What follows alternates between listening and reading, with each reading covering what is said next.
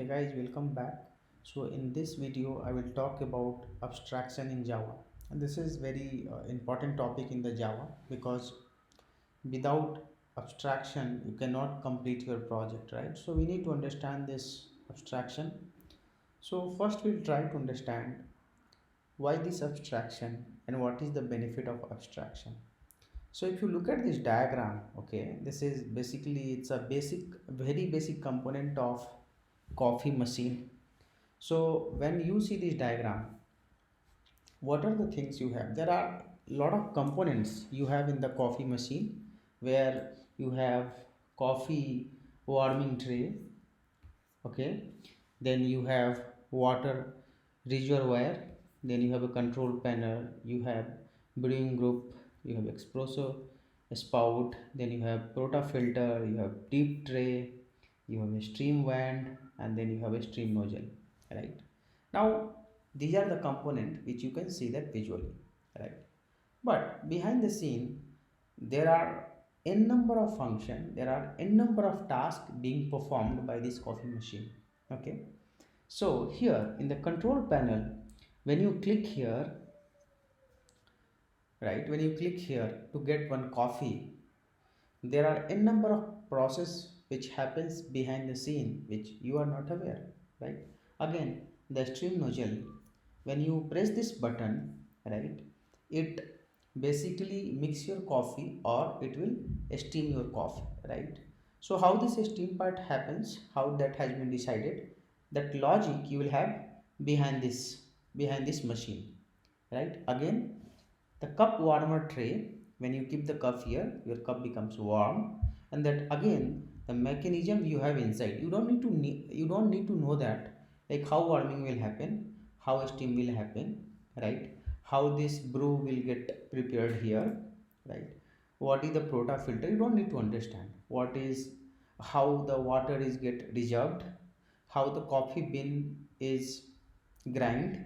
So all that functions we don't need to know, right? But when you have a coffee machine, there are a number of things which happens behind the scene which we are not aware, right? But as a user, what you get is you get one interface, right? You'll just get this interface, whatever you are seeing, that you will get this interface, okay? And you will get few buttons which you can operate. One is you can select your coffee, right? You can put the cup here, right? Or you can steam the coffee here, right? Apart from that, you are not bothered how the coffee has been prepared, how the water has been mixed to the coffee, how the milk has been mixed to the coffee, how this steam is coming, how this cup is getting hit, where the water is getting stored, and how the filter is working inside. You are not bothered for that, right? And you should not understand also, because you got a user interface, and the user interface has only 3 4 buttons which is easy for you. So let's say if you want a coffee, what you will do generally, you will go select the coffee, click click on any coffee which you would like to have, then place the cup, you will get 1 cup of coffee, okay? So the getting 1 cup of coffee by pressing the button, we call it as abstraction.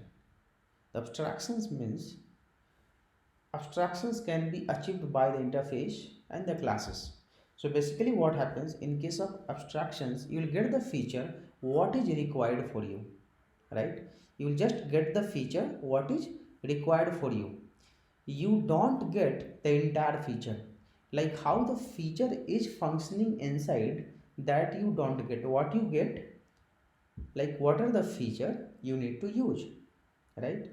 So you just get the usage, you just get some interface through which you can call that particular function or call that particular button to perform the task, that we call it as a abstraction, right?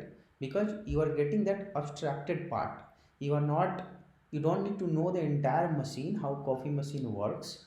Just you need to know is how when you press the button you will get 1 cup of coffee, okay? That is called abstractions. So the abstraction is nothing but getting the essential feature what is required for you. This is one diagram. Why I'm showing this diagram, so that you can understand, you can correlate, because everyone knows that how coffee machine works, and everybody likes coffee, so you can correlate yourself. Now look at the second diagram here. This mobile device. Okay, this mobile device, if you look at, see the how complex mobile device is. Okay, it has n number of feature, right? Look at this, you'll not understand, even I don't know the n number of features, that PA, BSI, VCO, there are a lot of things, charging, MIC interface, audio, network, RX. There are n number of components through which the mobile has been constructed. But are you really bothered for this? No, right? If you look at, everything is a one component. So when you have to say in the Java, everything is a class here. Everything is a class, right? Everything is a class here. Now all this class, all this component is bind by this interface. This is the interface, guys. This is the interface. So here all the component is bind by this mobile interface. Okay, and when you get a mobile, basically what you do, you dial, you call someone, or you receive a call, or you take a picture, or you perform certain task.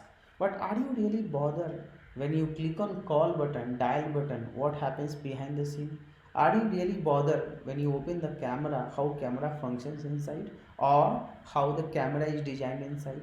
Are you really bothered when you put your mobile to the charging device, how the battery gets charged? No, right?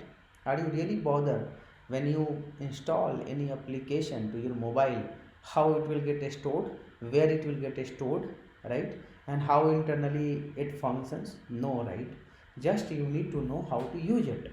So for that, what you get one interface, right? You get one interface with minimum feature what is required for you. But the required feature is supported by the multiple components, right? And that all multiple components are binded together, and you will get one common interface through which you can interact to the mobile. So when you click on dial button is the interface, guys. So through that interface you are able to communicate to the mobile device, and the mobile device has such a complex architecture, such a complex component, right? So the essential feature what you are getting in the mobile, we call it as a abstraction. So abstraction is nothing but to get the required feature what is useful for you, right? Again, that is the reason I have explained this diagram here. Now come to the theory part.